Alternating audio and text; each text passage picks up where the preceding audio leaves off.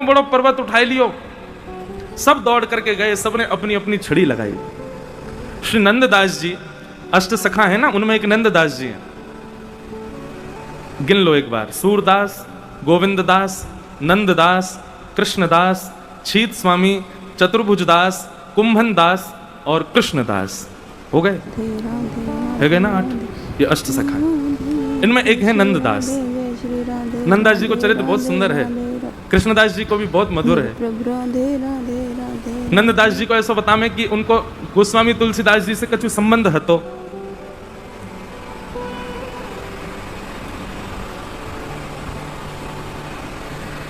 तो एक बार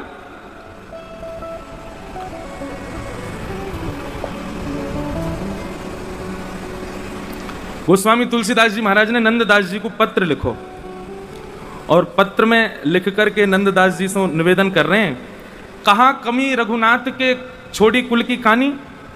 अरे नंददास, तुम्हारे परिवार में सब राम जी को भजते हैं, तुम्हारे बड़े भैया भी राम जी के भक्त हैं, और तुम राम जी को छोड़ छाड़ करके जो है का ये टेढ़ी टांग वाले ठाकुर के चक्कर में कैसे पड़ गए।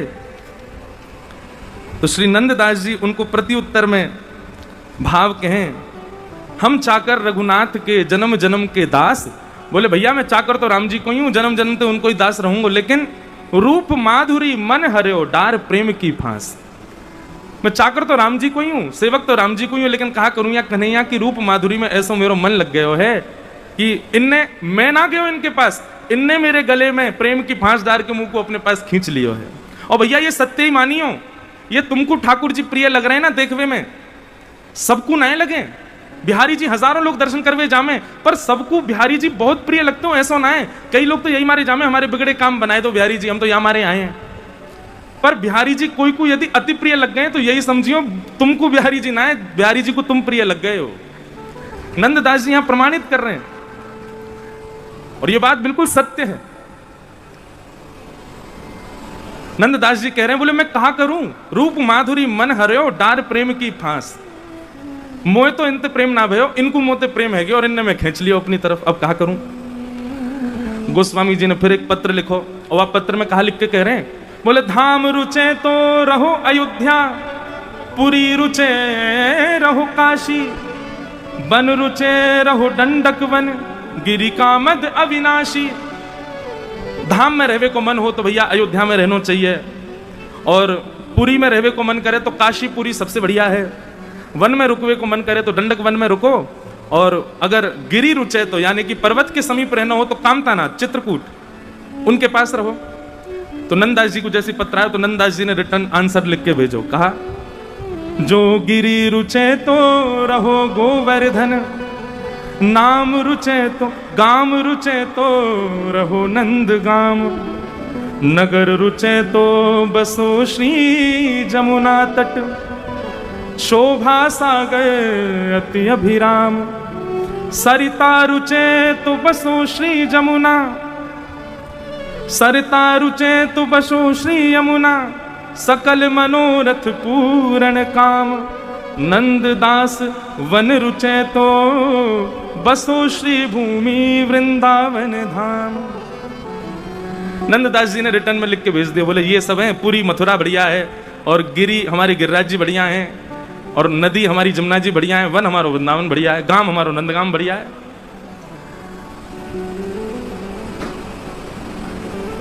गोस्वामी जी ने पत्र लिख करके भेजो, बोले कहा कमी रघुनाथ के, रघुनाथ जी में क्या कमी है जो आप उनके शरणागत नहीं हो। तब नंददास जी कहते हैं, अनुरागी मन है गयो सुन मुरली की तान। बोले भैया मेरी कमी ना है, मेरे परिवार वाले इनकी कमी है। बोले काय को?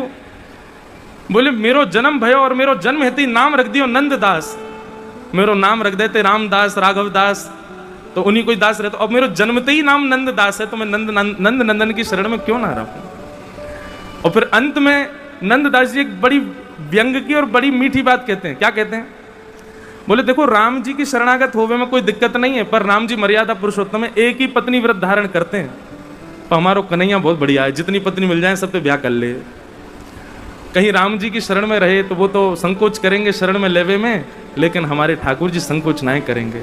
इनकी तो शरण में जो आ जाए वही कुछ स्वीकार कर लें, या हमारे मैं तो इनकी शरण में ही हूँ। ऐसे ही श्री नंददास जी महाराज जब ठाकुर जी ने गिरिराज पर्वत धारण किए, इतना सुंदर भाव कह रहे हैं, कान्हा कुंवर के कर पल्लव पे, मानो गोवर्धन नृत्य करे। कान्हा कुंवर के कर पल्लव, सब लोग गाओ सुन करके। नंददास जी कह रहे हैं, बोले अरे भैया यहाँ तो रास बिहार है रोए। बोले कैसा रास बिहार? बोले ठाकुर जी के कर पल्लव पर, मानो ठाकुर जी की उंगली पर गिरिराज जी नृत्य कर रहे हैं आकाश में। कान्हा कुंवर के कर पल्लव पर, मानो गोवर्धन नृत्य करे। कान्हा कुंवर के कर पल्लव, मानो गोवर्धन नृत्य करे। ज्यों ज्यों तान उठत मुरली में, ज्यों ज्यों तान उठत मुरली, ज्यों ज्यों तान उठत मुरली में, ज्यों ज्यों तान उठत मुरली में, त्यों त्यों लालन अधर धरे। मानो गोवर्धन नृत्य करे। कान्हा कुंवर के कर पल्लव, मानो गोवर्धन। कैसो दर्शन करा रहे हैं? ठाकुर जी ने अपनी कन्नी उंगली पे गिरिराज जी धारण कर रखे हैं और गिरिराज जी जो इधर उधर झूम रहे हैं। श्री नंददास जी कह रहे हैं, मुझको तो ऐसा लगा गिरिराज जी नृत्य कर रहे हैं। और वह गिरिराज जी के नृत्य को देख करके ठाकुर जी के मन में आयो, भैया ये नृत्य कर रहे हैं, एक स्वर तो दे में। सो एक भुजाते गिरिराज जी धारण कर रखे हैं, दूसरी भुजाते ठाकुर जी वंशी बजा रहे हैं और श्री गोवर्धन नाथ नृत्य कर रहे हैं। श्री गोवर्धन नाथ की आहा। मेघ मृदंगी मृदंग बजावे, मेघ मृदंगी मृदंग बजावे। बादलों की जो गड़गड़ाहट है उससे ऐसा लगता है मानो मृदंग बज रहा है। ठाकुर जी वंशी बजा रहे हैं और गिरिराज जी झूम झूम करके नाच रहे हैं। मेघ मृदंगी मृदंग बजावे, मेघ मृदंगी मृदंग बजावे। दामिनी दम के मानो दीप जले, मानो गोवर्धन नृत्य करे।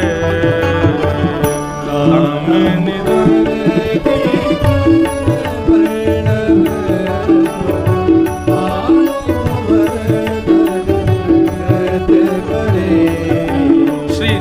नंददास जी का कितना सुंदर भाव। मेघ मृदंगी बजा रहे हैं, ठाकुर जी वंशी बजा रहे हैं। अच्छा एक बात बताओ, ठाकुर जी ने जब गिरिराज जी धारण किए, अंधेरो हेरो है, तो फिर सब दिख कैसे रहे एक दूसरे को?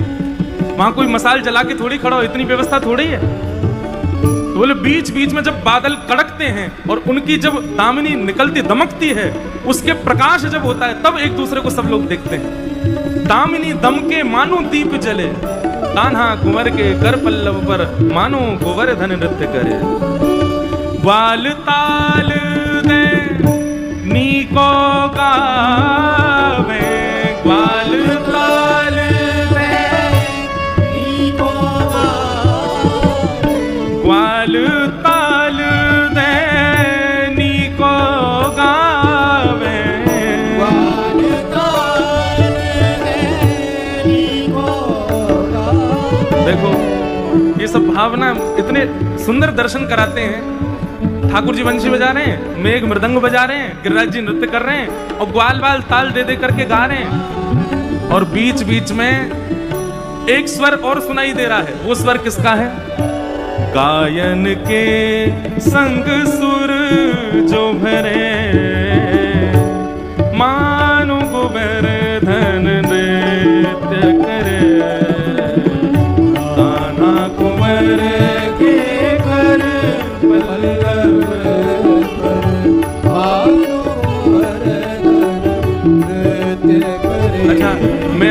हूं ना तो गाते गाते मुझे गैया की रम्मानी की आवाज और सुनाई दे रही है। बीच बीच में स्वर में गैया भी गा रही है। अच्छा, मैं अभी गा रहा हूं ना तो गाते गाते मुझे गैया की रम्मानी की आवाज और सुनाई दे रही है। बीच बीच में स्वर में गैया भी गा रही है।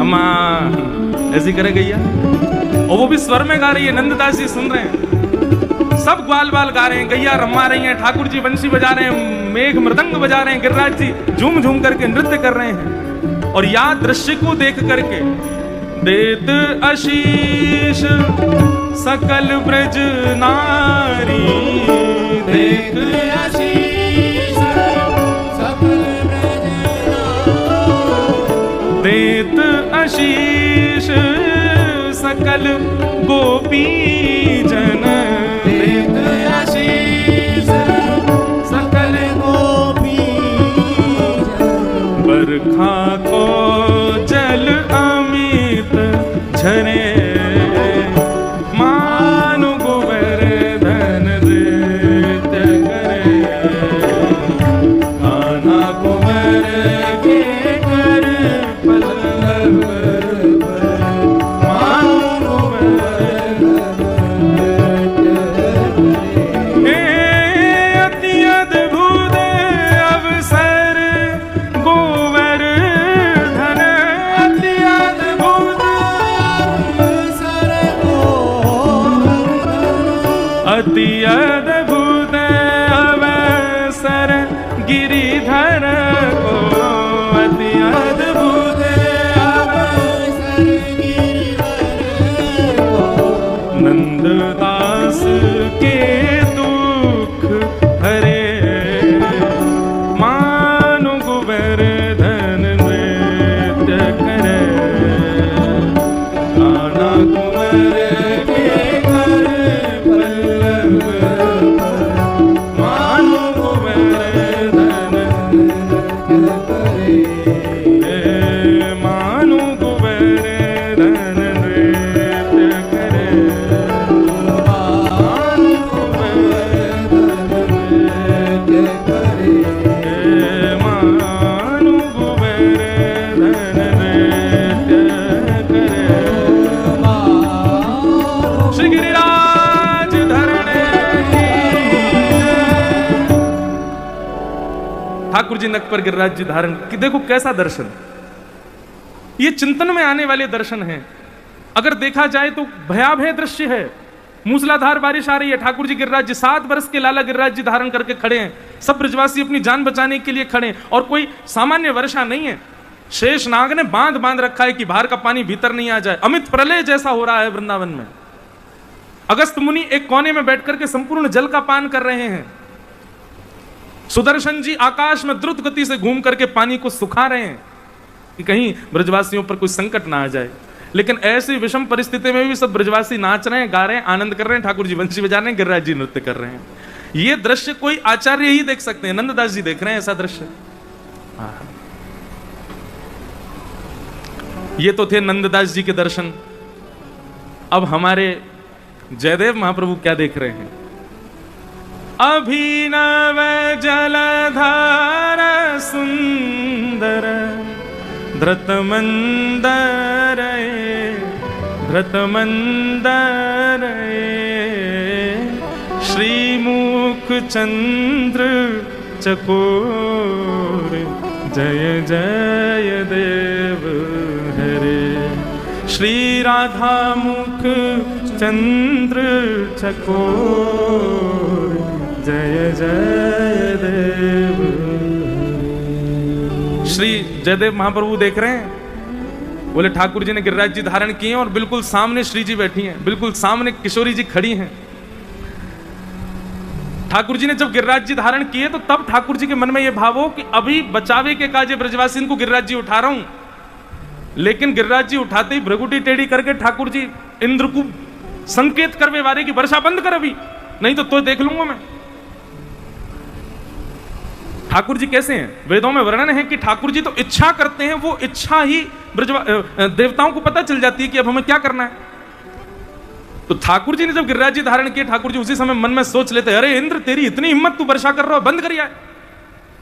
लेकिन ठाकुर जी इंद्र को संकेत करने वाले ही थे कि वर्षा बंद करो, कि तभी ठाकुर जी ने देखी कि सब ब्रजवासी चारों तरफ खड़े हैं, गिच बिच करके एक दूसरे ते कमर कंधा ते कंधा लगा के खड़े हैं, जगह नहीं मिल रही है महाराज, सब ब्रजवासी खड़े हैं ठाकुर जी को घेर के।